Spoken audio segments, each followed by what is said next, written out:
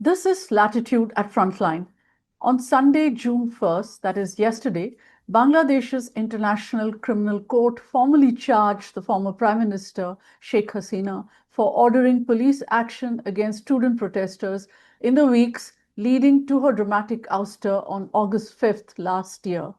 The court has issued warrants for Ms. Hasina's arrest, as well as for the arrest of her Home Minister and the former police chief. The court has asked that Ms. Hasina be produced before the court on June 16. Ms. Hasina lives in exile in India. I am Nirupama Subramanian, the host of this show, and to understand the implications of the latest developments for Bangladesh, for the Awami League, and for India-Bangladesh relations, my guest today is the well-known and respected Bangladeshi journalist Syed Badrul Ahsan, who lives in London. Welcome to Latitude, Mr. Ahsan. Thank you, Mr. Romanian. It's a pleasure. I will begin by asking you about this indictment. She's been indicted for ordering the police to fire on the protesters, which resulted in the death of several hundreds people, including students, as reported. How is the party reacting to this? How is the Awami League reacting to this? Thank you for having me on the program. First of all, the indictment, this is a state of irony in Bangladesh. The ICT, this tribunal, was set up, was put in place by the erstwhile Awami League government to try collaborators, the 1971 collaborators of the Pakistani military regime in Bangladesh. And as you might well remember, a good number of these collaborators were sentenced to death, and some of them were even executed. Now, the tables have been turned, and this ICT, this tribunal, is making all the moves to try Sheikh Hasina and members of former government. Now, to your question, how the Awami League is taking it. Now, the Awami League at this point is in a very desperate situation. It is, of course, it's not organized at all, and there's no particular leadership that can really give the people of the country or the international community a public statement on how it feels. Because the problem with the Awami League since August last year is that it has never been able to organize itself. This is in contrast to the situation which we had in 1971 when Sheikh Mujibur Rahman, the founder of the country, was arrested by the Pakistan army and was spirited away to what was then West Pakistan. But then there was a second tier of leadership which did organize the liberation war, and with the moral and military assistance of India, succeeded in liberating the country from Pakistan. Then post-1975, after Sheikh Mujib's assassination and the assassinations of the four leaders of the provisional 1971 government, the Awami League was in a sad situation. It was divided into three factions. But then, at one point in 1981, Sheikh Hasina, who had been in exile in Delhi, she came back to Dhaka and took charge of the Awami League. So that kind of situation, 1971 and post-1975, it doesn't happen to be there, because the kind of repression that has been going on against Awami League leaders, Awami League activists, and Awami League supporters over the last 4 months, that has quite placed a kind of situation on the Awami League which doesn't allow it to come out in public. Although in recent times there have been some sporadic protests by young Awami League activists, for example, the banned Chhatra League, the Jubo League, the Youth League, that is, and also Awami League people, but then they're all scattered. So publicly, individually on social media, and people who converse with each other, people who post items on social media, they have been protesting these moves.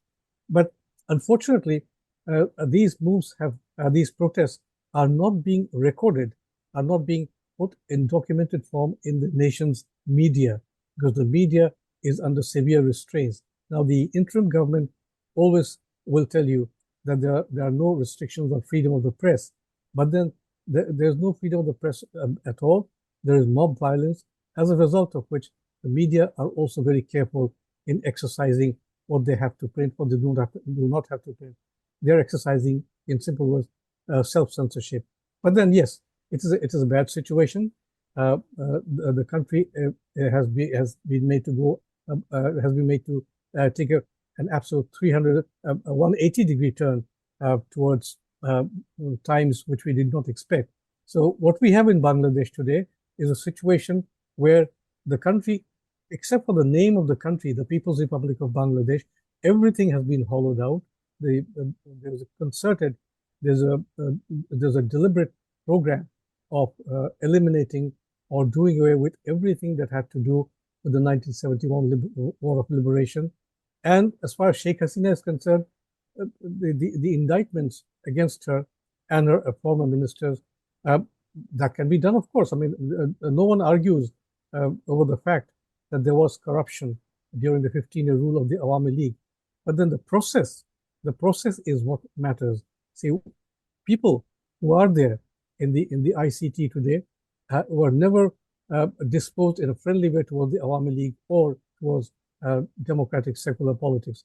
So that is what is very concerning. Sheikh Hasina is in Delhi. Her ministers are in different countries or in hiding. Many of those ministers and former lawmakers, they are in jail without any recourse to the rule of law. Lawyers are not willing to help them, are not ready to help them because of mob violence, because of the pressure on them, because of the demand that these Awami League politicians or Awami League supporters or Awami League activists should not be defended in court. So that says a whole lot of things about the state of the rule of law in the country at present. But I'm going to ask you first if there is concern in the party that India might actually ask the former Prime Minister to leave the country, to leave India and return to Bangladesh to face trial, perhaps for the sake of good relations with Bangladesh now and in the future.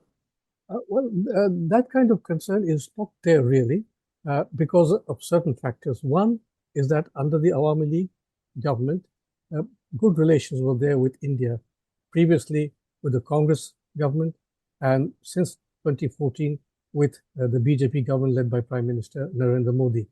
So the feeling is that Mr. Modi will not take any steps to have Sheikh Hasina extradited to Bangladesh for another reason. I mean, the question of friendly relations is always there, the background to friendly relations.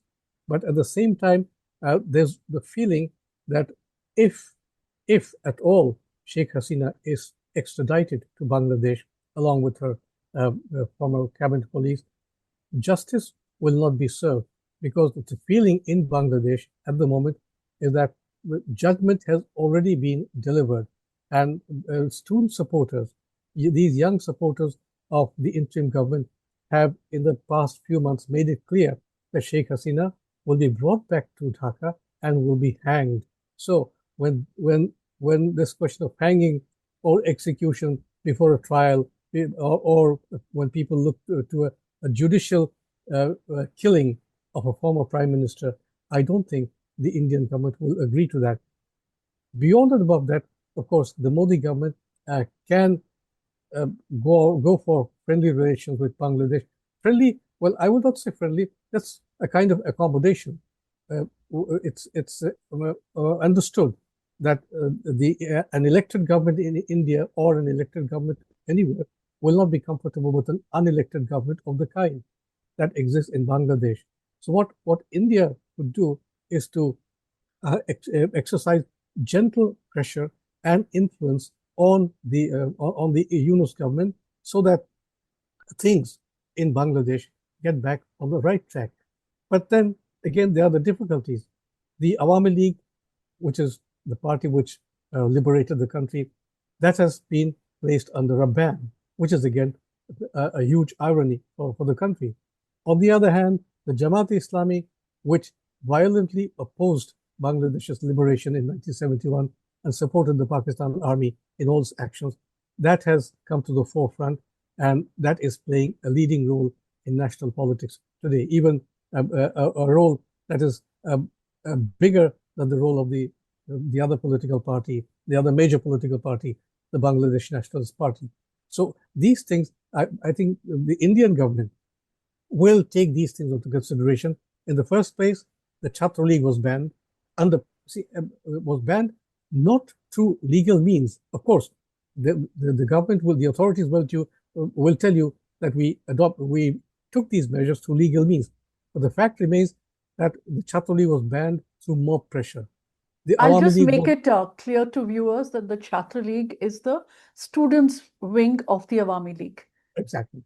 So the students wing of the Awami League, the Chhatra League, was banned under mob pressure. Then this demand arose among these young supporters of young followers of the Yunus regime that the Awami League should be banned.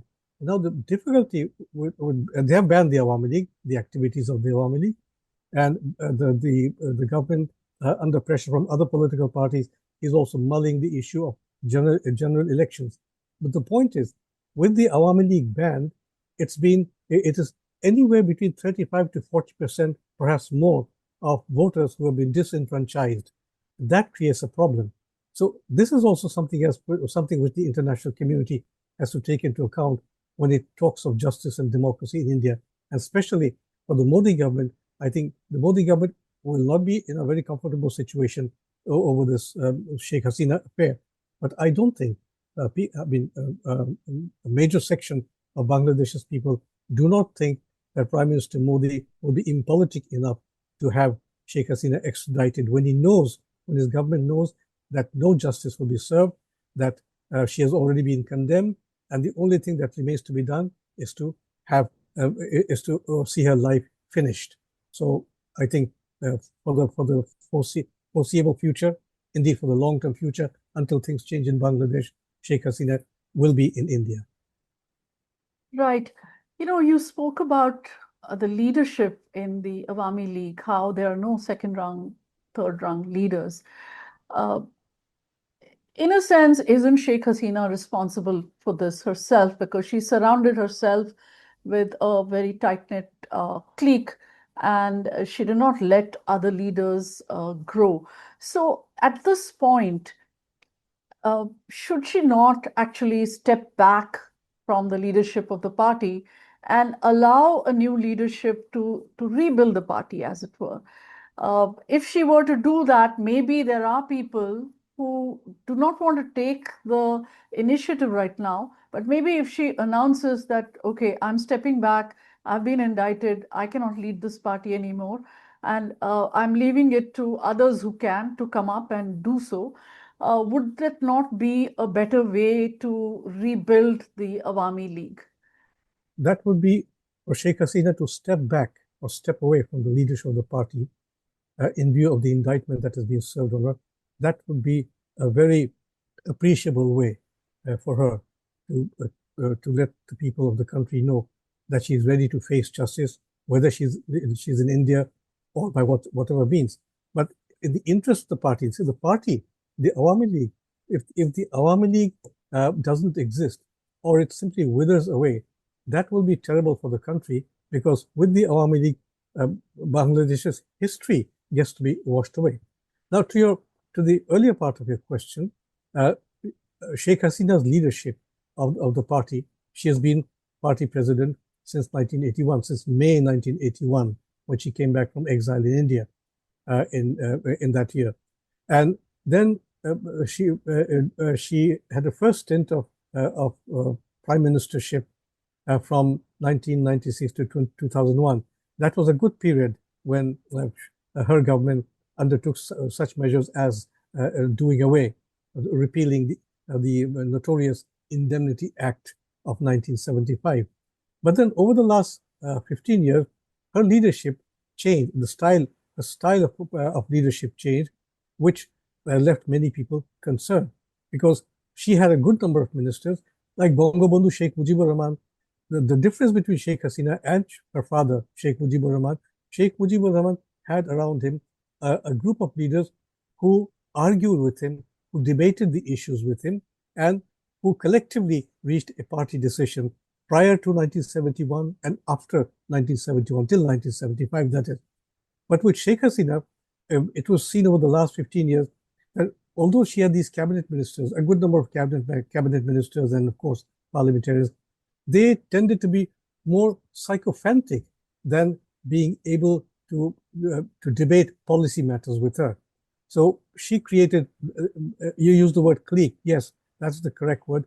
She did oversee the rise of a clique around her to a point where nobody could argue against her policies. Whatever she said mattered.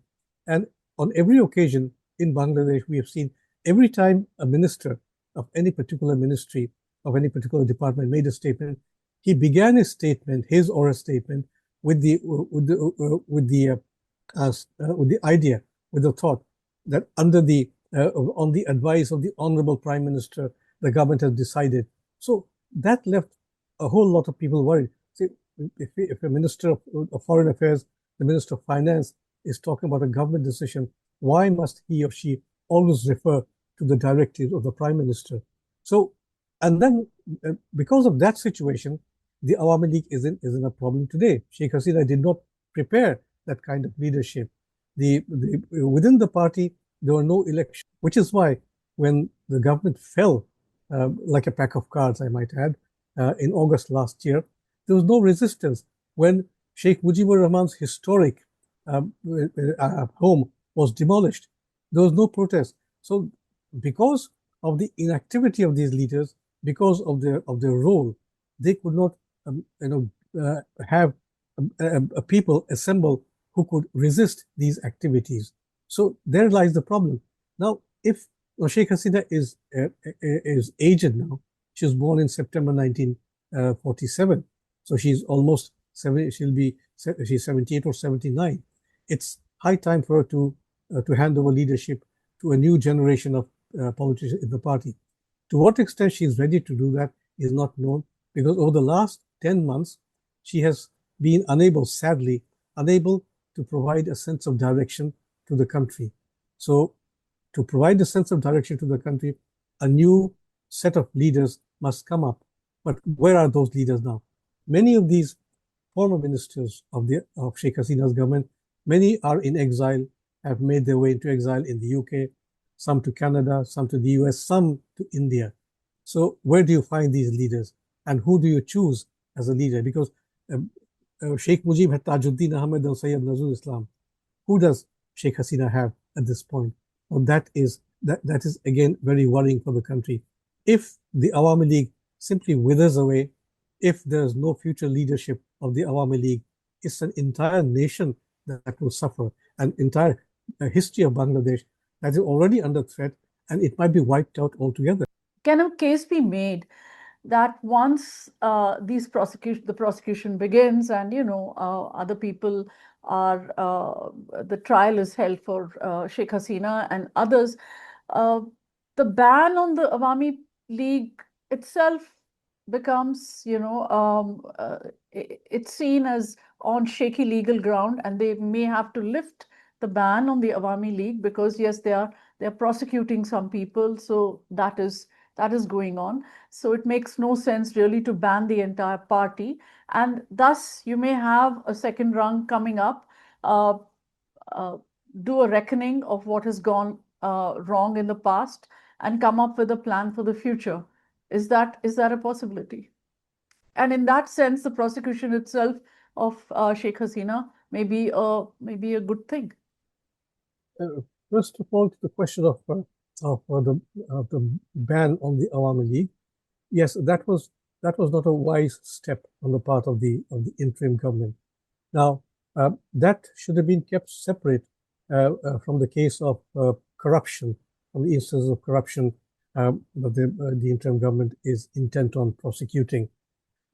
Also, the case of the police or the orders to the police to fire on the protesters. Yes, exactly. Those could have been handled those cases should have been handled under the proper rules and regulations in a court of law. So, but the Awami League, banning the Awami League as a political party, the Awami League, the activists of the Awami League, the leaders of the Awami League at the grassroots and the level and the national level, they cannot be termed as having taken part in any measures which include corruption or any other violation of the rule of law. So the interim government could have prosecuted, could have named the individuals who could be or who should be prosecuted in a court of law, but leave the Awami League aside, because the Awami League is a major party. And historically, every time the Awami League has been under pressure, since Pakistani times, under the Ayub Khan regime, General Yahya Khan banned the Awami League, and in post-liberation Bangladesh, the Awami League was under pressure during the times of two military dictators, General Ziaur Rahman and General Hussein Muhammad Ershad. But the Awami League always bounced back because it had that set of leaders who lead it back to respectability, to acceptability.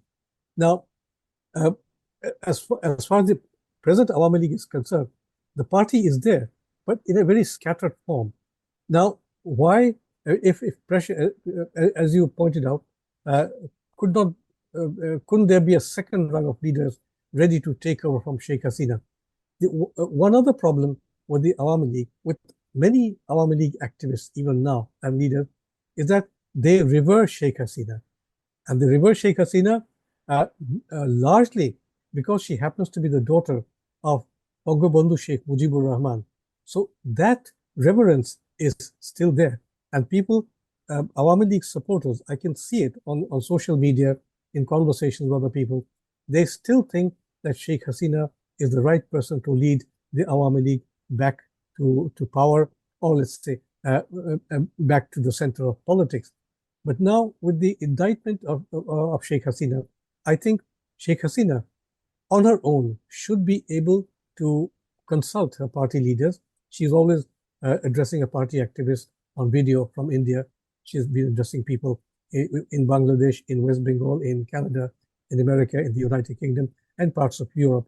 So she could now, I think, take steps to get in touch with other leaders of a party and have them, direct them, give them directives on how to reorganize the party and step away from it.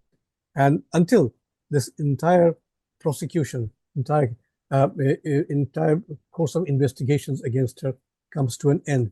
One doesn't know when that will come to an end or what the interim government intends to do. Of course, we don't expect Sheikh Hasina to step away from the leadership of the Awami League and at the same time decide that she will go to Bangladesh to face trial. But she has said she has been very brave enough to say she'll face any trial. But then, given the situation in Bangladesh at that point, her return, it would not be a feasible one. But what will be feasible for her is to take steps which could revitalize the party, because the party is an organization that should not be allowed to die. Because in 10 months, if a party has not been able to revitalize itself, to revive itself, that is a very sad situation on the country. And people in Bangladesh, as I said 3 to 40%. Now, since the banning of the Awami League, the feeling among people I talk to, their feeling is that individuals, citizens who never supported the Awami League in the past, even they are becoming sympathetic to the Awami League. So that number could increase. And if the Awami League is unbanned, say, hypothetically speaking, if the Awami League is unbanned today, and if an election is held today, there's a good chance that it will go back to power. Maybe not to the vast majority, maybe in the form of a coalition. But then again, there are the problems with the interim government itself. The chief advisor, Muhammad Yunus, he told his advisors at a cabinet meeting just last week that the Awami League is destabilizing the country. So in other words, that means despite the banning of the Awami League, the interim government feels that there is a threat from the Awami League and it is not comfortable with it. So there we have a whole bunch of problems here. So he feels that it's still powerful enough to shake up his governance or his rule of Bangladesh. But yeah. Is the army going to permit an election to go ahead without the Awami League? I mean, they have been calling for inclusive elections. The army chief, General Waqar Zaman, has been saying that there has to be an inclusive election and it has to be held before December. So in that sense, is he hinting to the interim government and to the interim administration and to the chief advisor, Professor Mohammad Yunus, that they need to lift the ban on the Awami League and allow it to participate in the election? I think some kind of subtle pressure is there from the army, the pressure on the Yunus government, because see, when General Waqaruzzaman, the army chief, about a couple of weeks ago, he made it clear that elections have to be held by December this year. Promptly, Professor Yunus said that he was thinking of resigning. Of course, one doesn't expect him to resign. A lot of people think that was a gimmick in order to test his popularity. Then the Yunus government came forth with the idea that elections will be held anywhere, any time between December this year and June next year. But with the army has been playing a very subtle, very positive game, I might add, because in the last few days, the army chief has also gone on record as saying that the values of the liberation war will not be sacrificed, will not be set aside, and rule of law will be maintained. Just the day before yesterday, in the northern city of Rangpur, which is the hometown of the former military leader General Hussain Mohammad Ershad, his party is now led by his younger brother G.M. Qadir. So the family home, the Ershad family home in Rangpur, was vandalized, was beginning to be vandalized when the army moved in, and the commander of the army in that region, he called these student leaders, he summoned these student leaders to him in the middle of the night, and he warned them that this kind of vandalism will not be tolerated, and the rule of law will be maintained. That has made these young people, young supporters of the interim government and the interim government as such very careful. And last week, it was the same kind of statement that General Waqaruzzaman made. He also said that vandalism or any measures that go against the rule of law, that violate the security of citizens, will not be tolerated. So the elections, if the army insists on the elections, something can be done, but the army chief and all army commanders have to be more firm about it, because Yunus has again come forth with the notion that publicly he made it clear that except for one party, no party demands elections. By that one party, he meant the BNP, which has been demanding elections for the last 10 months. And the BNP's demand is understandable because it has been out of power since October 2006. So it would like to have elections. But then to have inclusive elections, as the army chief has pointed out, as large sections of people in the country also acknowledge, to have inclusive elections, it will be absolutely necessary to have the Awami League take part in the elections. And to have the Awami League take part in the elections, the Yunus government has to devise the ways and means by which the ban on the party can be lifted. Because if elections are held without the Awami League, they'll not be credible at all. In the same way that in the last few elections under the Awami League government, when the BNP did not take part or withdrew from the elections midway through the voting, those elections were never regarded as credible. And I think that was a discredit to the Awami League government. So in the same way, if the Awami League is kept out of the election this time, that election will not be regarded as credible. So here I think the army, especially General Waqaruzzaman, they do have a point, because and one must remember that it's in the hands of the army. The army is the only disciplined force in the country now, and apart from the president of the republic, President Mohammad Shahabuddin, the army chief, the air force chief, and the navy chief, they were all appointed by the Awami League government. They are all in office thanks to the Awami League government. All other appointments since August 2024 are considered to be unconstitutional, because the government itself under Yunus is unconstitutional.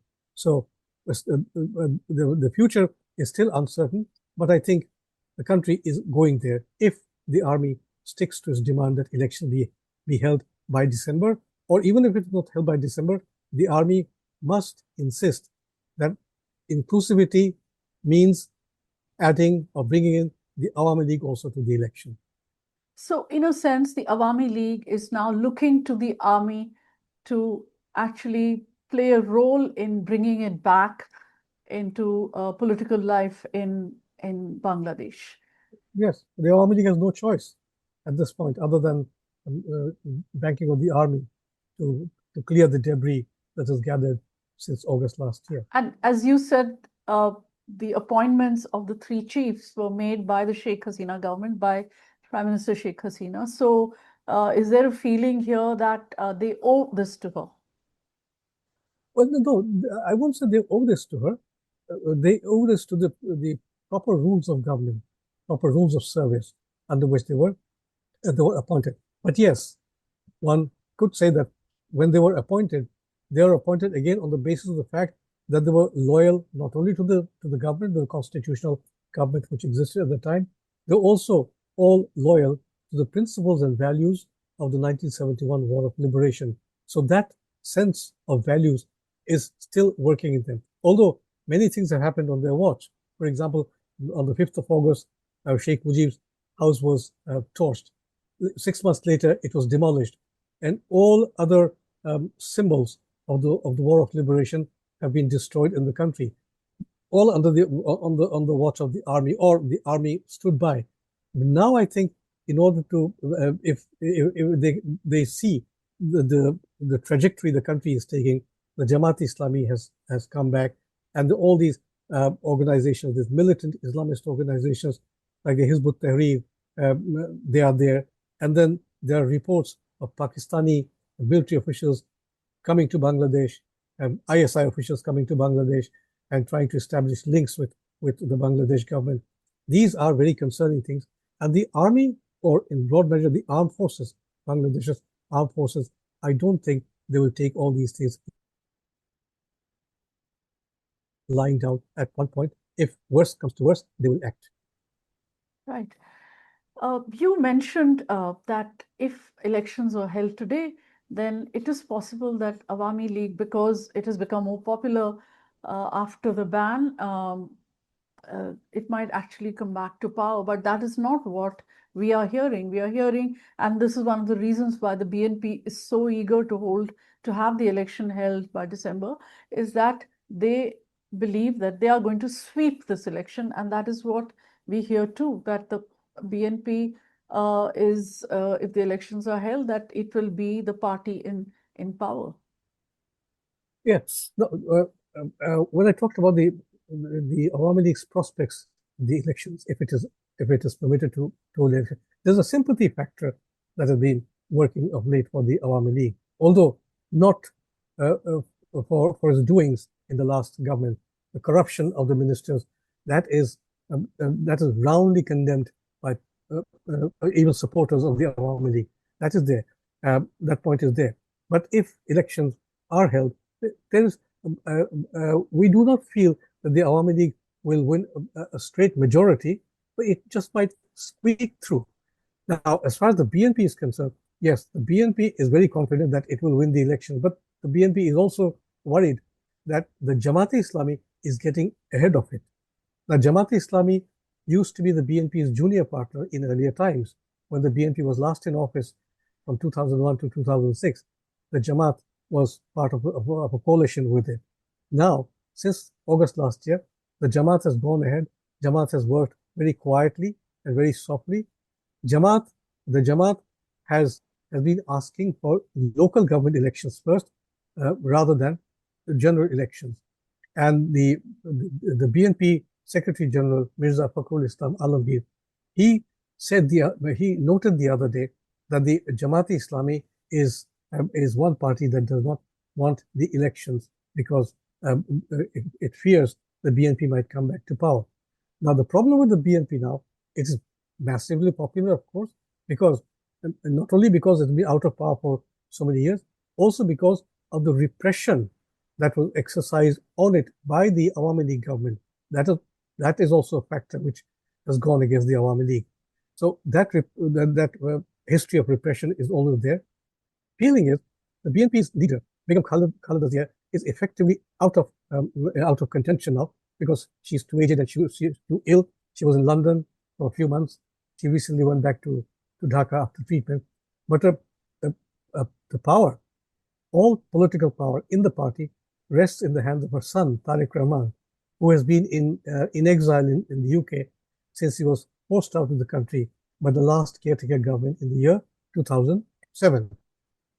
So the question that many people ask is why Tariq Rahman has not been going back to Bangladesh. Exactly. A number of cases have been against him, have been withdrawn, have been lifted. There are quite a few more. But the bigger point is that the feeling is that the interim government does not want him to go back to Bangladesh now. In other words, an unwritten instruction is there not to have Tariq Rahman return to Bangladesh. Because imagine the situation. If Tariq Rahman returns to Bangladesh today, let's say he defies all the restrictions and goes back to Bangladesh, that will create a huge wave of support for the BNP, a wave that the interim government will not be able to stem, will not be able to roll back. So that is the problem. But the point is, how long can one keep the BNP at bay? How long can you prevent Tariq Rahman from going back home? A point will come. Now, of late, the Jamaat-e-Islami has been working against the BNP, and these student supporters who have formed this new political party, National Citizens Party, NCP, they call it. They have also been publicly voicing their arguments against the BNP, accusing the BNP of a thirst for power. Naturally, the BNP will have a thirst for power because it has to go to power according to its activists, because it has been out of power, and it also believes that any measures to get the country back on the right track will need an elected government. The Awami League and the BNP have been insisting for months on the return of an elected government through elections, and that is what is also that's something which is also worrying the Yunus government, because the Yunus government knows that the BNP cannot be held at bay much longer. So the BNP has to will come back. And as far as the Awami League is concerned, the question of the ban of the Awami League will have to be revisited. Otherwise, the country, you can't have the future of the country in the hands of the Jamaat-e-Islami, in the hands of this NCP, and all in the hands of the mobs which have been creating chaos, anarchy all over Bangladesh in the last 10 months.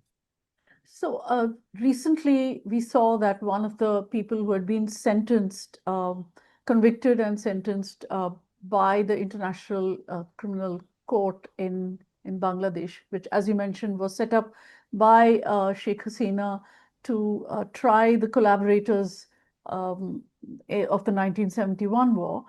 So one of those people, a Jamaat-e-Islami member, I think his name is yes, Azharul Islam.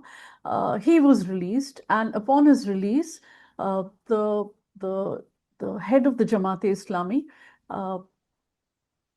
held a press conference, and he said that the party apologized to the nation, and that if it had done anything hurtful to the people of Bangladesh, then it is seeking a pardon from them.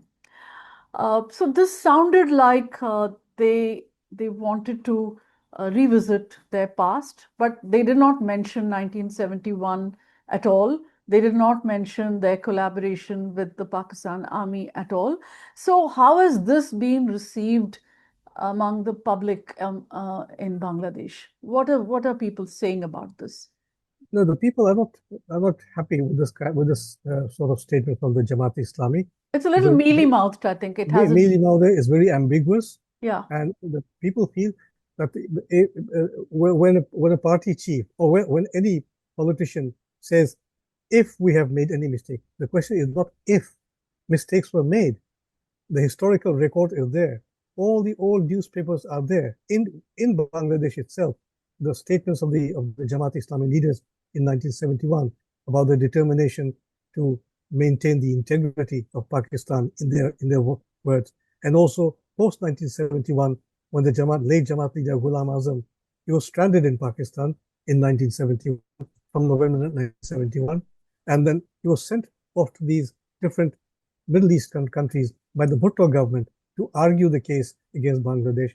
And he told these leaders of these Middle Eastern countries, all these countries that he visited, that Muslims were being killed by the Mujib government. The Sheikh Mujibur Rahman and the majority of Bangladeshi people are Muslim. So this false propaganda was spread in the Middle East around that time. But in 1971, we all know, I was there. I belong to a generation which was there in 1971.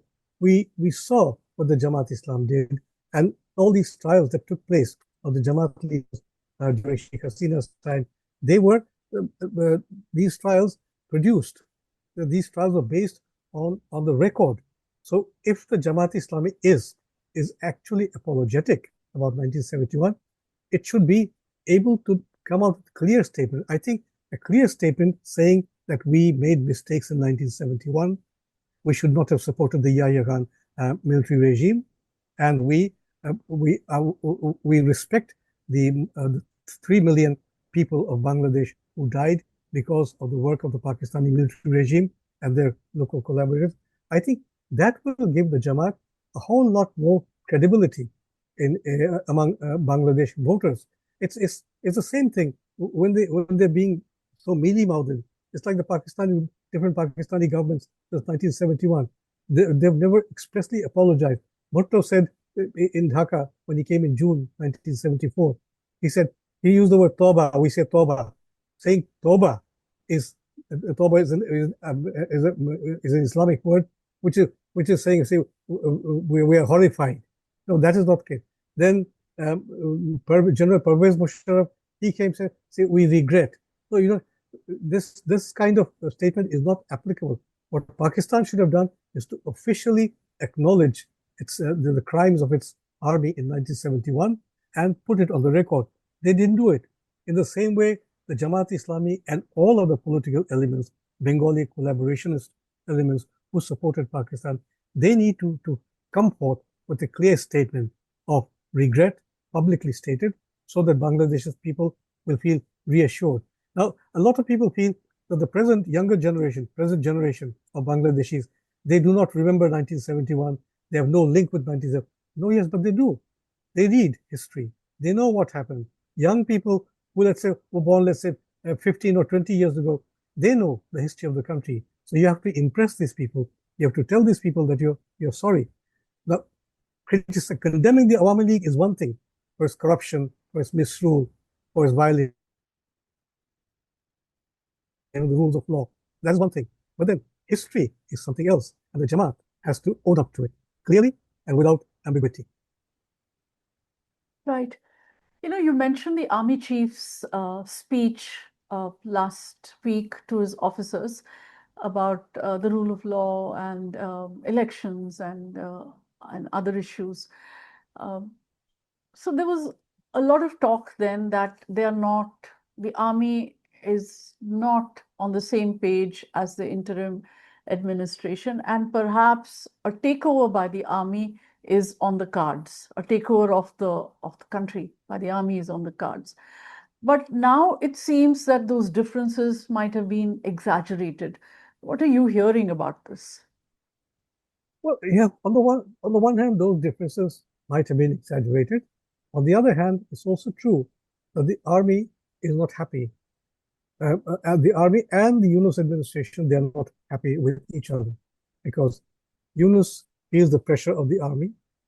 The army feels that there's a nationwide pressure for elections. The army knows that unless there's an elected government, there's a constitutional government, things cannot go back to normal. Rule of law cannot be ensured. These points are there. But as far as the takeover by the army is concerned, I don't think, that's absolutely my personal opinion. I don't think the army is ready to take over. The army will not step in because, first of all, the Bangladesh army at this point remembers the role of the army, the periods in Bangladesh's history when the army took charge of the country during Ershad's time, and on 15th August 1975, and later in 1982, when General Ershad seized power of an elected president, Justice Abdul Sattar. So the army would not like to go back into that situation where it may find itself in the same situation as early military regimes. So what the army can do is stay there, ensure that elections are held in good time, ensure that elections are inclusive, and ensure that there are free, fair, and credible elections. The army is at the moment, at this point in time, the army is the best guarantor for a return to constitutional government, and this return to constitutional government is absolutely important, because the people of Bangladesh, on the whole, they have also become sort of tired over the kind of politics in the last 25, 30 years. The BNP and the Awami League, both have these broad masses of public support, but no political leader, either in the BNP or in the Awami League, Begum Khaleda Zia or Sheikh Hasina, no one has ever graduated to being a national leader. Sheikh Hasina and Khaleda Zia, they've both been prime ministers, but essentially they've been leaders of the BNP and the Awami League in that order. They've been prime ministers for their supporters, not for the country as a whole. In fact, not since Sheikh Mujibur Rahman from the mid-60s up to his assassination have we had a national leader who could unite all the people, bring all the people together. So in Bangladesh, we need leadership that can go beyond these concerns, go beyond these constrictions, these constraints, constraints, and then foster a system of government where we can have a legitimate parliament, where members of parliament are politically elected, where members of parliament are not businessmen who are given party tickets because they contribute to the party machine. And we saw in the last parliament as much as 70% of parliamentarians in the last Jatiyo Shongshad or parliament, they were all businessmen, and the result was nothing was discussed. There was no, I mean, in parliament, I may refer to the Indian parliament, the kind of debate that goes on, the constructive debate, sometimes the angry debate that goes on, but debate is essential in parliament. In Bangladesh's parliament, we have never had that kind of debate in the last so many years, because politicians, these grassroots politicians, they were denied party nominations. These nominations went to these businessmen. They became members of parliament. They looked after their own interests, naturally. And so they didn't have any reason to question the government on any issue, to talk about policy issues. Then again, there was always the absence of a credible opposition in parliament in the last 15 years. When you have an opposition party with 7 or 8 seats in parliament, in a 350 member seat parliament, 350 member parliament, that is not democracy. So that's also the fear now, isn't it? That if there's an election now, and if the BNP, say, were to sweep the elections, there won't be an opposition, or there won't be an opposition that is a centrist opposition. It might be the opposition might be the Jamaat, or it might be some other extremist Islamist parties. So what are your thoughts on that? The ideal situation, as far as the next election is concerned, would be for the Awami League to be unbanned and permitted to take part in the election, and for an election result that will produce a tight result for these two parties. Now, if, like the Awami League, the BNP sweeps the election, it will be back to square one. See? And secondly, if the Jamaat-e-Islami becomes the opposition in parliament, that will also not be a very happy occurrence for the country, because we have a choice between the BNP, which is well, which is more or less a liberal democratic party, and the Jamaat, which is yet to acknowledge its role in 1971. But if the Awami League is there, and if the BNP is there, if people choose to vote for either of these two parties, and if the voting is concentrated, focused, so much so that the margin of difference between the two is very small, I think that is the kind of election that we need.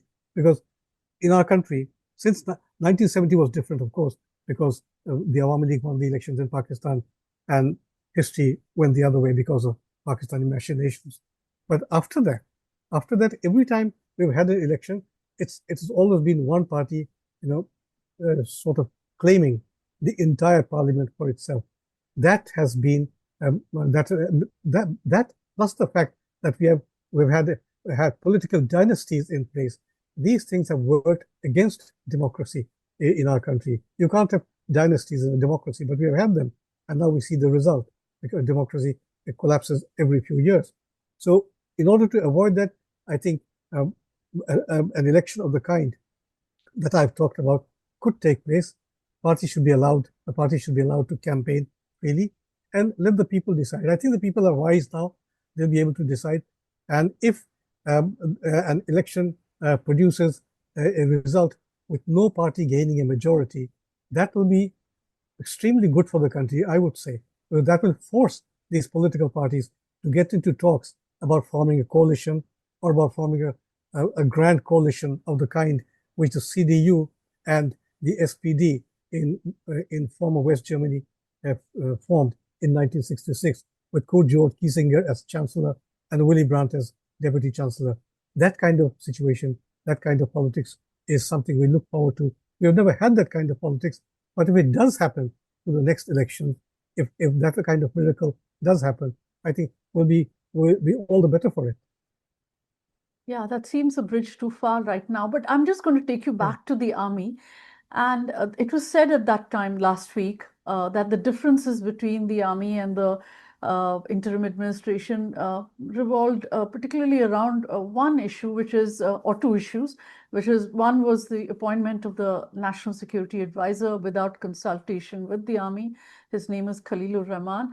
And he then proposed a humanitarian corridor from Bangladesh into Myanmar. And the army, again, was not consulted before such an announcement was made. And the army sees that as that humanitarian corridor, so-called humanitarian corridor, as a threat to its national security. The junta in Myanmar has lost control of the Rakhine state, into which this corridor was supposed to lead from Bangladesh into Myanmar. So isn't it in Bangladesh's interests, which is playing host to over a million Rohingya, to establish some sort of contact with the Arakan army, which is actually in control there, so that the Rohingya armed group, which is the Arakan Rohingya Salvation Army, does not gain ground? The ARSA, which is the Arakan Rohingya Salvation Army, it's already active in Bangladesh. It's been named for carrying out murders in the refugee camps and so on. And it's banned as a terrorist group in Myanmar. So given all this, why is this humanitarian corridor become such a big issue? Well, I think the feeling is that this, first of all, the humanitarian corridor idea was sponsored by the interim government, especially by the National Security Advisor, Khalilur Rahman. We have never had a National Security Advisor in Bangladesh all these decades. But then it was done without consultations with the army. Now, the army is justifiably concerned that this humanitarian corridor will open up new avenues of problem for the country. First of all, because the Arakan National Army, and then there's the ARSA. So there's no guarantee, given Bangladesh's weak state politically at this point, there's no guarantee that these elements of ARSA and the Arakan rebels, they will not take advantage of the situation to operate from within Bangladesh. As it is, there are reports that these Arakan rebels, they move freely across the border between Myanmar, between Rakhine State and Bangladesh. So we feel, a lot of people feel, and I'm sure the military also feels that way, that if the humanitarian corridor is allowed, it might at some point turn into an area, into a point where these rebels, these Myanmar rebels or rebels opposed to the army of the military junta in Myanmar might take advantage of the situation, and Bangladesh will be regarded. Bangladesh will become a source of supply of arms, not beyond food and other items for Rohingya. It just might become a source of ammunition and weapons for these rebels, and that might lead to a conflict between the Myanmar military regime and the Bangladesh government. This one, as also any elected government in the future. So the army's concerns do resonate with people in Bangladesh, and when the army chief made it clear that the military will not allow any humanitarian corridor, I think he felt the pulse of the nation, the broad sections of the country, because I'm sure he also knew that this humanitarian, on the pretext of this humanitarian corridor, it will not only be the Myanmar rebels who will benefit through using Bangladesh territory. It will also be a point where militants, Islamist militants, there are records of Islamist militants having been trained in the Chittagong hill tracks. So these militants will become even more active in trying to dislodge the administration within Bangladesh. And on top of everything, these activities resultant upon this humanitarian corridor might lead to a situation where the entirety of the Chittagong Hill Tracts region, including places such as Cox's Bazar, where we still have more than 1 million Rohingya refugees, and reports suggest that in the last 10 months, about 50 to 60,000 more refugees have come in, unverified reports, of course. So these conditions will worsen. It will exacerbate the situation. So the army does have a point in arguing against the corridor, even if the government, the Yunus government, had approached the army, had consulted the army before agreeing to the humanitarian corridor, or if Khalilur Rahman had approached the army on that point, I don't think the army would have agreed. It's not a question of the army's ego being hurt. The army realizes the long-term implications of the humanitarian corridor that might affect the territorial integrity of Bangladesh in its southeastern region. Is there also a fear that Western foreign troops might actually use that humanitarian corridor? For instance, the US military might station itself there to supply the Arakan army, or to send in arms to help the rebels that are fighting the junta? Yes, Is that also a fear? That's a fear. That's a very valid concern, because you see, we're also worried about American attempts at islands like Saint Martin. Saint Martin is a tourist spot, but then Bangladeshis themselves can't go to Saint Martin's Island without registering themselves. Now, the American policy in Bangladesh since August last year has been made very manifest, because the Biden administration, and I believe the Trump administration too, despite Trump's no love lost for Yunus, I think they will see to it that their interests are served. Firstly, because they would like to help the rebels there, the Arakan rebels, and the other, keep a check on India and China. Now, India happens to be our traditional neighbor, historical neighbor. We are part of India. With China, yes, Bangladesh has been trying since Sheikh Hasina's time, even before that, to develop relations on the economic and other bases, for example, defense matters. So the American policy is clearly, Western policy, particularly American policy, will clearly be aimed at looking at these factors. First of all, helping the Myanmar rebels with arms and ammunition, which will be routed through Bangladesh. That will impinge on Bangladesh's interests, Bangladesh's sovereignty. And secondly, to keep a check on India and China, which will place Bangladesh in a very difficult geopolitical situation. And strategically, geostrategically, Bangladesh is a state which is not equipped militarily or influence-wide to forestall, to offset that challenge. So I think by sending out that message against the humanitarian corridor, the army, the military, was actually echoing the feelings of a lot of Bangladeshis who feel uncomfortable at what has been happening or what might happen in the Chittagong hill tracts in the southeast. So one of the things that was said in the wake of Sheikh Hasina's ouster last year, it was widely widely expressed in the Indian media as well, is that the United States had a hand in the ouster of Sheikh Hasina. And when Sheikh Hasina herself then mentioned that a white man asked her about St. Martin's Island, then this, of course, this theory got some wings. I just want to ask you whether India would have actually allowed a friendly nation like the United States, would have just stood by and watched a friendly nation like the United States burn down the house next door, burn down the house in which India had so many stakes. Would India have just stood by and allowed this to happen if the US was really involved in that ouster?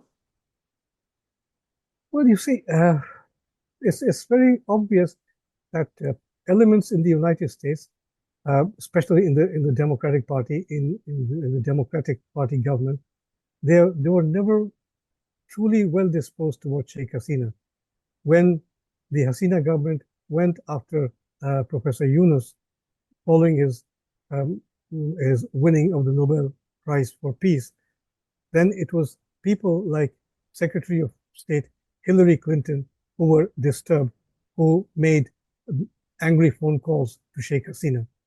Then again, in the under the Biden administration, there were indications that the Biden administration was not happy with Sheikh Hasina. Although Sheikh Hasina, when she went to New York for the United Nations General Assembly session, she did meet Biden on the sideline. Her family members, including her daughter, they were also there. So then she came out with a statement about white man's suggestion, proposal regarding the hill tract. So we were quite surprised when she made that statement because she didn't go any further. She didn't come forth with the details. But whether that statement actually is linked with what is happening now is something that we can't say for sure. No one can say that she had some knowledge of what the government was trying to do, what the American government was trying to do. Then on top of that, when Professor Yunus went to the UN last year, he met Bill Clinton at the Clinton Foundation, and he talked about a meticulous plan for the removal of Sheikh Hasina's government. So that has also led to questions. What was that meticulous plan? Who were involved in the country and outside? And he was, you can see the pictures from that time available, very effusive reception by President Biden at that time. So these worries have always been there. They are still there. Now, whether India would have agreed to that state, I don't think so. No, India would not agree. India, the Modi government has the best of relations with the United States, has had the best of relations with the United States during Biden's time, and now with the Trump administration. So I think if any such moves are made, apart from our fears of Bangladeshis regarding Western interests, if the American government intends to have such a policy work in Bangladesh, if the American government intends to intrude into Bangladesh territory, you see, on the excuse of helping the Myanmar rebels, and in effect threatening a destabilization of Bangladesh, I think the Indian government will put its foot down. The Indian government will not take it easy because of another factor, because it also knows that there's also China. And the Chinese, once they see the Americans coming in, the Chinese could also come into Myanmar on a bigger scale, and that will only promote more destabilization in the region. And India, with all its own issues to deal with, internal issues basically, and of course also with this interest in becoming a world power. India is a world power now. India and China are the not rising but risen world powers.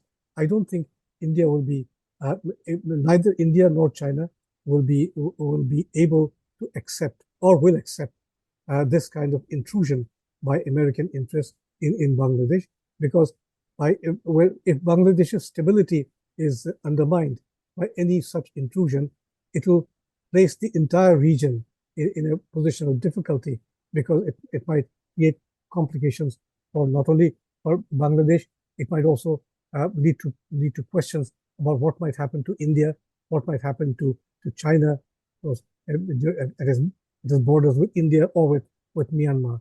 So I don't think the Indian government will play a very, because Indian foreign policy, as far as I can see, has been very clear in the last more than 10 decades, more than one decade of the Modi government. So, and as Mr. Jaishankar has been pointing out, India's foreign policy very well, very articulate, in a very articulated manner. I think India will respond if such a situation arises. But yes, the concern expressed by the army chief is also good for us, because it will put our interim government on its tracks. It will not go any further. You spoke about China, and of course, the chief advisor went to China, and he spoke at the Bao Forum, and he made that very controversial remark about inviting the Chinese to set up a trading zone with India's northeastern states, which is of course met with a very with some penalties on Bangladesh exports through the land transit arrangements with India and into India itself. But again, there is a high-powered, as we speak, there's a high-powered Chinese delegation led by the Chinese Commerce Minister in Dhaka just now. And Professor Yunus has reportedly said that China should invest more in Bangladesh economy. Sheikh Hasina also had a very close relationship with Beijing. It was during her years in office that Bangladesh joined the Belt and Road Initiative, Xi Jinping's big connector initiative, and also began buying weapons from China. So what's the difference between her and Yunus really in this matter? Hardly any difference, because when you speak of Sheikh Hasina's links, Sheikh Hasina's government's links with China, buying weapons, seeking defense equipment from China, and the Belt and Road Initiative. Now, the Belt and Road Initiative has been very concerning for many of us in Bangladesh, because of the consequences of it we have seen in other parts of the world, where China's footsteps are almost everywhere, in Africa, for instance, in Latin America, in Pakistan. The Gwadar port, they built an international airport, which they can't use now. They're not being able to use. And add to that the rise in insurgency in Balochistan. So what the Yunus government has been doing has actually been carrying forward Sheikh Hasina's policies vis-a-vis China. So, but then we should also be mindful of the fact that no matter how much we agree, how much closer we get to China in terms of economic relations, defense relations, our focal point is India, because traditionally we have maintained good relations with India in all spheres. So, but to think for any Bangladeshi that because relations with India are not so good at this point, we can substitute India, we can replace India with China, that is not a very feasible option. And we welcome good bilateral relations with between Bangladesh and any other country, and as far as India is concerned, we feel that the Modi government, it should have now that should have done more in dealing with the crisis that erupted in Bangladesh in August 2024. But then, did the Indian government really know what was happening, or to turn the question to a statement? Yes, of course, the Modi government, I'm sure, knew of the level of discontent that was rising against Sheikh Hasina's government over the last few years. So I think they knew about it. They knew about it, and um, they simply waited for a situation where they would not be, the Indian government that is, would not be expected to intervene in Bangladesh. That was good policy, I think. But what the Indians certainly did not expect, and what we in Bangladesh certainly did not expect, was the anarchy that would replace the fall of the Awami League government. We expected that Sheikh Hasina's government had been overthrown. That was understood, okay, because of its record, because of the growing public discontent. But that Sheikh Hasina's replacement, Sheikh Hasina's fall, would quickly take shape into an assault on the country's history, and into an assault on the country's heritage, and into an assault on these religious minorities. That is something we did not expect. So I think for now, at this point, the Modi government should be able to interact with the Yunus government till the election, of course, and interact in the sense that certain measures, such as closing land borders, which does not allow Indian goods to go into Bangladesh or Bangladeshi goods to come into, I think that those measures should be relaxed, because if they are not relaxed, it's the people of Bangladesh who suffer. And again, to a certain extent, the people of India, in West Bengal, for instance, West Bengal, places like Calcutta, they're always full of tourists from Bangladesh, and Medical tourists. medical tourists and other visitors, and places in Calcutta like New Market. These shopkeepers are in a very bad state of mind these days, because there were no visitors from Bangladesh because of visa restrictions, and their trade is suffering. In Bangladesh, we need Indian products such as onions, a basic food item we need. So these measures should be relaxed. Now, I'm not saying that the Modi government will establish or should establish friendly relations with the Yunus. It can't, because the hostility between the two governments is too clear. But then there could be a workable relationship. A gentle pressure or influence could be exercised by the Indian government and by other governments also on the present dispensation in Bangladesh, in order to clear the road for democracy, proper democracy, to return to Bangladesh. And as far as China is concerned, what China is there in Bangladesh, Belt and Road Initiative is there. But I wonder if any future government will go along with the Belt and Road Initiative, because the Chinese are building an airport in the north of the country, is building an airport in Cox's Bazar. Whether those airports will redound to the benefit of Bangladeshi citizens, that remains a question. We don't want any Gwadar in Bangladesh, and we don't want any Hamban Tota in Bangladesh. So let's see what happens. So at the end of the day, see, everything depends. Our relations with India, our relations with China, our geopolitical position in the region and in the wider world depends on how soon we can return Bangladesh to an elected government.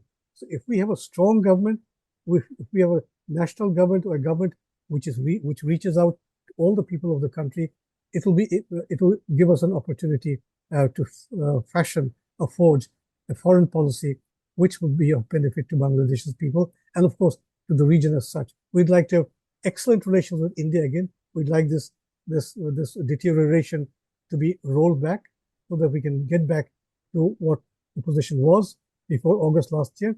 And with China, with Russia, and even with Myanmar on the Rohingya question, we'd like to have a policy change where Bangladesh will benefit Bangladesh will have its own national interest upheld without threatening the national interest of any other nation. Given Bangladesh's political history and its background, political background in relation to India and to the neighborhood, I think Bangladesh will do very well, will do very well for itself, for its people, if its links with China are properly studied and properly taken care of. We simply cannot have any nation, China or any other nation, just to tell us, inform us that we are ready to help you and we are coming in. So we have to be very careful, very meticulous about allowing these countries any entry into Bangladesh. No matter there might be very good economic deals, or we have to be careful about why are the Chinese so interested in investing in Bangladesh. Are they trying to turn us against India? Are they trying to create a situation where Bangladesh can be some kind of state like Pakistan, which is forever, arrayed against India? No, we wouldn't want that. So again, it is only for an elected government to come into office and then to devise policy at the national level that will seek to examine all these policy options, and that will also take into consideration our broad long-term links with China. The Bangladesh government, Bangladesh civil society, Bangladesh armed forces, all of us have to be careful about China. We want good relations with China, but then there must be a point where we will say thus far and no further. This whole attempt to revive the Pakistan-Bangladesh relationship, how serious is this? Are these efforts, and are they more from the Pakistani side, or is Bangladesh ready to now forgive and forget the past and normalize the relationship with Pakistan? Thank you. That's an interesting question. The interest in Bangladesh-Pakistan relations is basically from the Pakistani side. As far as Bengalis, Bangladeshi citizens are concerned, we are least concerned. We're least worried about what our relations will be with Pakistan. But of late, and of course even before that, since 1971, in fact, it has been successive Pakistani governments and Pakistani groups which have been interested in normalizing, in what they call normalizing relations with Pakistan. Now, Bangladesh. With Bangladesh. Pakistanis trying to normalize relations with Bangladesh. Our perspectives, our priorities have been different, because since moving away from Pakistan in 1971, our focus has been on our region, to the east. We have been more east looking, and then again to the west, to the wider world. But Pakistan as a whole, no, it hasn't mattered. Yes, we sometimes talk about Pakistan, we write about Pakistan, but that's basically about fundamental Pakistani problems. And also when questions arise about Pakistan's inability or failure to apologize to Bangladesh for the actions of its army in 1971, and for its unwillingness to settle the issue of assets and liabilities relating to pre-1971 Pakistan. Now, in these last 10 months, the Pakistanis have been very enthusiastic about the way, very happy, they're cheerful about the way things have been developing or happening in Bangladesh.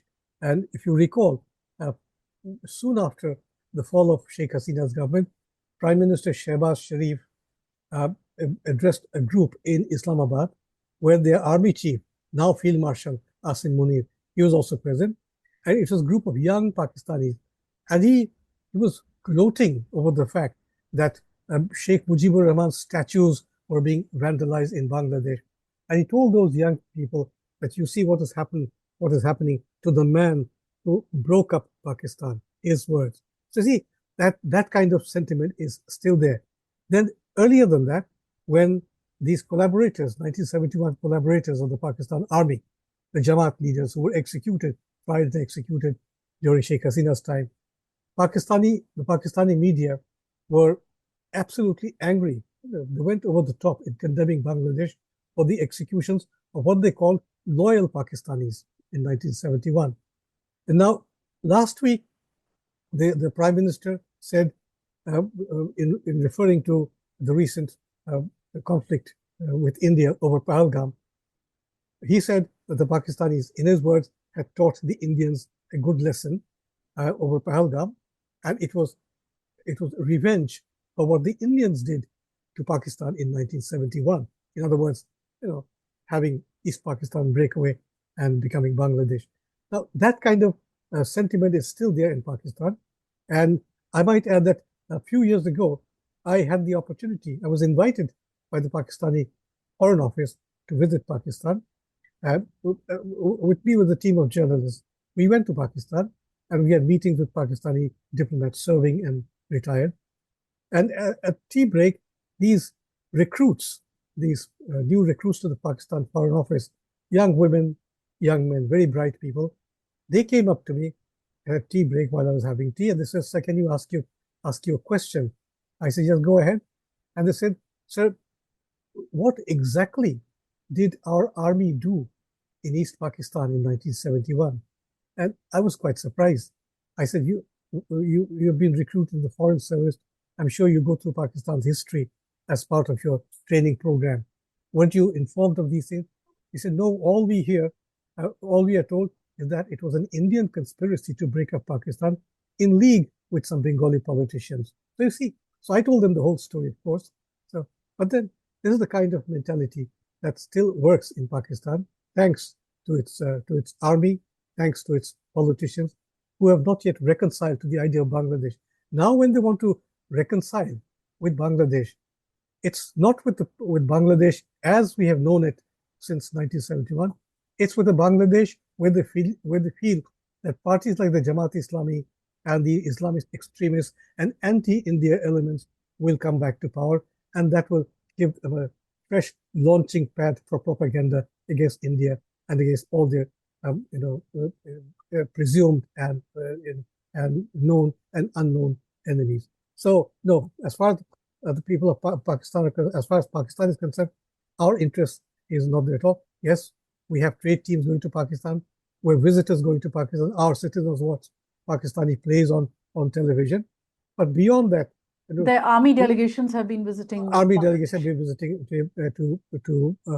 visiting Bangladesh.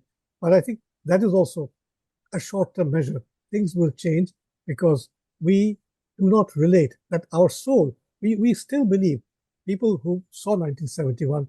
We were part. I was 16 years old in 1971, but I remember how my grandparents' generation and my father's generation, they were all for Pakistan in the 1940s, but how they were revolted by what the Pakistan army was doing in 1971. So we belong to that. We are their children, and our children and our grandchildren, they have the same attitude to Pakistan now. They realize, they know very well that Pakistan committed atrocities. 3 million people were killed. Anywhere between 200,000 and 400,000 Bengali women were raped by Pakistan soldiers, and Pakistan has not apologized for the actions of its army. So all these things are known. You'll see some people in Bangladesh, they will tell you Bangladesh's young people do not understand history, do not know history. That is not true. That is not true at all. They do remember history, do know about history, and they're not very enthusiastic about Pakistan. So I won't be, as a citizen, I think I echo the feelings of a good number of my own fellow citizens when I say that our interest is not in Pakistan. Pakistan is there, but if we are at all interested in Pakistan now, is in how its military is still dominating its politics and how its army is still carrying out atrocities in the province of Balochistan. I'll just ask you one last question. You spoke about the anarchy that replaced Sheikh Hasina's government. Why has the Yunus administration not been able to take control of the mob violence, the various groups that are coming forth and making demands, the vandalism of Mujib's house? Why has why were they unable to do anything, even while they had the army's support to actually take control of law and order? The expectations of the Yunus government when it came to office, Yunus was a respected figure. He still is for many people in the country. But the expectation was that after taking over from Sheikh Hasina's government, he would clear the road. I mean, he would clear the accumulated debris and lead the country to a situation where elections were held and a good, credible government, accountable government comes to office. But then it soon became very clear that the interim administration was anti-Awami League. Now, you can be anti-Awami League. Individually, I can be anti-Awami League, anti-BNP or whatever. But then once you are in government or I am in government, it is our job to see to it that justice is served, that the rule of law prevails. But unfortunately, when the torching of Sheikh Mujib's residence was done, a few days after that, shortly after that, Yunus went to the United States, where he addressed the General Assembly, and then he was interviewed by the Voice of America Bengali service. And then the anchor asked him why, on his watch, Sheikh Mujib's house, a historic house, was torched, and he had done nothing about it. And then his answer didn't satisfy anybody. He said, see, it was of course a meticulous planned organization, but then he said there was a reset button at work. And the question is, what reset button? You don't reset history. So, and the anchor, unfortunately, didn't go forward with a supplementary question. So that showed the inclination of the government, the policy of the government. And over the last 10 months, it has become very clear that the Yunus government, through all its activities against the Awami League, through not allowing Awami League supporters to gather on the streets, through letting all these mobs demolish all these structures, Mujib's house. And some attacks on the Hindu minority community as well. So these attacks on the Hindu minorities and attacks on the supporters of the Awami League in the interior of the country, there are still Awami League supporters who can't stay at home for fear because they will be targeted by these mobs. Now, if the military can help here, and which is why the BNP is also demanding elections. The BNP has been consistent in demanding that elections take place for the country to go back to order. So unless that, everything depends on when we have the election. So to have the election in good time, we need the army pressure to be kept up. And we also need a timetable, a schedule for the election, which the interim government has not yet brought forward before the public. Then again, we have this election commission, which was appointed by this unconstitutional government. There are political elements who have been demanding that this election commission be replaced with another, which will be regarded as more neutral, more objective. So a whole lot of things, again, have to be done. Then we don't know whether this government will be able to hold the election or a new set of people will come into a new administration to organize the election. So we keep fingers crossed. Thank you so much, Mr. Badrul Ahsan. I know that you have an appointment now to go to. So although I have many more questions to ask, I have to bring this conversation to an end, unfortunately. Thank you so much. It was a great pleasure speaking to you. My pleasure. Anytime.